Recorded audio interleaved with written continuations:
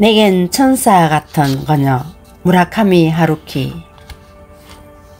지금은 죽은 왕녀를 위하여. 어려서부터 애지중지 길러진 아름다운 소녀는 돌이킬 수 없을 만큼 엉석바지가 되었고 다른 사람의 기분을 상하게 하는데 천재적인 재주를 가지고 있었다. 그 당시 나는 젊었기 때문에 21살이나 22살이었다. 그녀의 악취미를 몹시 불쾌하게 여겼다. 지금 와서 생각해보면 그녀는 습관적으로 다른 사람에게 상처를 입힘으로써 자기 자신도 똑같이 상처를 받았음에 틀림이 없다. 워낙 오냐 하고 길러졌기 때문에 기분 내키는 대로 표현하는 것 이외에는 자신을 통제하는 방법을 알 길이 없었을 것이다.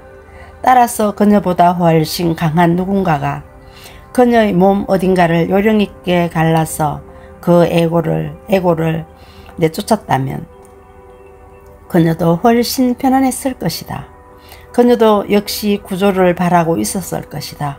하지만 그녀의 주위에는 그녀보다 강한 사람이 한 명도 없었고 나 역시 그때는 거기까지 생각이 미치지 못했다. 단지 불쾌할 뿐이었다. 그녀가 어떤 이유라고는 전혀 없었던 적도 여러 번 있었지만 누군가에게 상처를 입히겠다고 결심하면 천만 대군을 이끌고 있다고 해도 그것을 막을 수 없었다. 그녀는 불쌍한 희생자를 여러 사람이 보는 앞에서 능수능란하게 막다른 골목까지 몰고 가서 냅다 벽에 몰아붙이고 마치 잘 익은 감자를 주걱으로 얻게는 것처럼 무지막지하게 상대를 난도질했다. 얼마나 솜씨가 좋은지 나중에는 얇은 종이 정도의 잔해밖에 남지 않았다. 지금 생각해봐도 그것은 대단한 재능이었다. 그녀는 결코 논리적이지 않았지만 상대의 감정적인 약점을 순간적으로 포착했다. 그리고 마치 야생동물처럼 몸을 숨기고 좋은 기회가 오기를 기다렸다가 타이밍을 포착해서 상대의 연약한 숨통을 낚고 채 갈기갈기 찢었다. 대부분의 경우 그녀가 말하는 것은 제멋대로의 억지였고 요령 있는 속임수였다.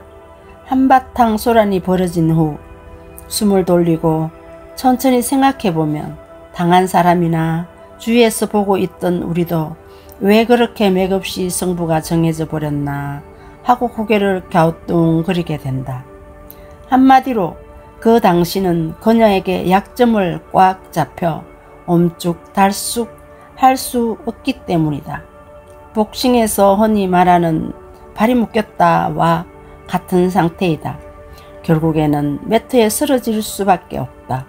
다행히 나는 그녀의 표적이 된 적이 한 번도 없었고 그런 광경을 수없이 목격했다. 그것은 논쟁도 아니고 말다툼도 아니고 싸움도 아니었다. 그것은 한마디로 피 비린내 나는 정신적 학살이었다. 나는 그녀의 못된 성미가 소름이 끼칠 정도로 싫었지만 그녀 주위의 남자들 대부분은 그 같은 이유로 그녀를 높이 평가했다. 그 애는 머리가 좋고 재능이 있으니까. 그것이 그녀의 못된 성미, 고약한 성질을 부채질했다. 이른바 악순환인 셈이다. 출구는 없다. 같은 동아리에 있는 다른 여자들이 그녀에 대해서 어떻게 생각하고 평가했는지는 유감스럽게 알 수가 없었다. 나는 그 동아리에 옷서버 자격으로 참가했기 때문에 여자들의 속마음을 끌어낼 정도로 친한 사람이 없었다. 그들은 3개 대학의 스키 동호회였는데 각 대학 스키 서클 회원 가운데 원하는 사람만 가입한 조직이었다. 그들은 겨울 방학에는 장기 스키 합숙을 하고 그 이외의 시즌에는 트레이닝을 하거나 술을 마시고 해수욕장으로 수영을 하러 가곤 했다. 인원수는 전부 12.3명이었는데 모두 단정한 모습을 하고 있었다. 깔끔했어 느낌이 좋았으며 친절했다. 하지만 지금은 특별히 생각나는 사람이 아무도 없다. 마치 머릿속에서 녹은 초콜릿처럼 서로 뒤섞여 있어 하나의 이미지로 분리할 수 없기 때문에 따로 떠올리는 것이 불가능하다. 물론 그녀만은 예외였지만 나는 스키에 전혀 흥미가 없었지만 고등학교 친구가 그 그룹에 속해 있었고 내가 어떤 사정에 의해서 그의 아파트에서 한 달 정도 살면서 자연스럽게 그룹 멤버를 알게 되었다. 내가 마작 점수를 계산할 수 있었다는 것도 그들이 나를 받아들인 이유 중 하나였다. 어쨌든 앞에서도 말한 것처럼 그들은 나에게 매우 친절했고 스키 여행을 떠날 때는 나를 불러줄 정도였다. 나는 팔굽혀펴기 이외에는 흥미가 없다며 그의 제의를 거절했는데 지금 와서 생각하면 굳이 그럴 필요까지는 없지 않았나 싶다. 그들은 정말로 순수한 친절했다. 실제로 스키보다 팔굽혀펴기를 좋아했다고 하더라도 그런 식으로 말하는 것이 아니었다. 나와 같이 살던 친구는 그녀에게 홀딱 빠져 있었다. 확실히 그녀는 많은 남자가 빠질 만한 여자였다. 나 역시도 조금 다른 상황에서 만났더라면 한눈에 그녀에게 열을 올렸을지도 모른다. 그녀의 아름다움을 문장으로 표현하는 것은 비교적 단순한 작업이다. 세 가지로 압축하면 그녀의 특징을 분명하게 그려낼 수 있기 때문이다. 1. 총명하다. 2. 활동적이다. 3. 요염하다. 그녀는 작고 말랐지만 균형 잡힌 몸매를 갖고 있었고 온몸에 생동감이 넘쳐 흘렀다. 눈은 항상 반짝 빛나고 있었다. 입술은 일직선으로 다물어져 있어서 고집이 세어 보였다. 그리고 언제나 조금 신경질적인 표정을 짓고 있었지만 가끔 살포시 미소를 지으면 그녀 주위의 공기는 마치 기적이 일어난 것처럼 부드럽게 물결쳤다. 나는 그녀의 인격에 대해서는 못마땅하게 여겼지만 그녀의 미소만은 좋아했다. 굉장히 가슴 설레게 하는 미소였다. 아주 오래전 고등학교 때 글을 읽은 적이 있는데 그녀의 미소가 그랬다. 도대체 누가 따스한 봄날의 양지를 비판할 수 있겠는가. 그는 애인이 없었기 때문에 동아리 회원 가운데 3명의 남자가 내 친구도 당연히 그 중 한 사람이었지만 그녀에게 열을 올렸다. 그녀는 특별히 마음에 두는 상대는 없었지만 그때 상황에 따라 솜씨 좋게 3명의 남자를 다루고 있었다.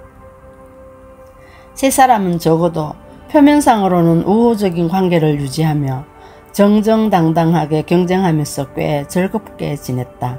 나는 그런 모습이 좀처럼 이해되지 않았지만 결국 그것은 타인의 문제로 나와는 관계없는 일이었다. 내가 일일이 참견할 일이 아니다. 나는 처음부터 그녀가 마음에 들지 않았다. 나는 버릇없는 사람에 대해 민감했기 때문에 그녀가 어느 정도 엉석바지로 자랐는지 손바닥을 들여다보듯이 훤히 알 수 있었다. 엉석을 부리고 칭찬만 듣고 선물을 하나는 받는 그런 어른들의 각별한 보호 아래 성장했음이 틀림없었다. 하지만 문제는 그것만이 아니었다. 엉석을 받아주거나 용돈을 주는 정도는 아이가 엉석바지로 자라는 결정적인 요인은 아니다. 가장 중요한 것은 아이를 지킬 책임을 누가 떠맡는가 하는 데 있다. 그 책임을 외면하거나 아이가 잘못을 저질러도 나무라기는커녕 마냥 감싸주기만 하면 그 아이는 확실히 제멋대로 된다. 마치 여름 오후의 모래사장에서 옷을 벗고 강한 자외선을 쬐는 것처럼 그들의 연약한 갓 태어난 에고는 돌이킬 수 없이 손상을 입게 되는 것이다. 결국 그것이 가장 큰 문제인 것이다. 엉석을 받아주거나 용돈을 풍족하게 주는 것은 어디까지나 부차적인 요소에 지나지 않는다. 그녀와 두세 마디 말을 해보고 또 그녀의 행동을 보고 나서 솔직히 나는 아주 질려버렸다. 그 원인이 그녀 이외의 누군가에게 있다 하더라도 그녀는 그런 식으로 해서는 안 되는 것이다. 인간의 에고는 다시 차이가 있기 때문에 본질적으로 기형이라고 정의할 수 있다고 해도 말이다. 아무리 그렇다고 해도 그녀는 뭔가 노력을 해야만 했다. 그래서 나는 그 이후 그녀를 피하지는 않았지만 필요 이상 그녀에게 가까이 가지 않기로 결심했다. 경청해 주셔서 감사합니다. 오늘 또 선물 같은 하루 보내세요.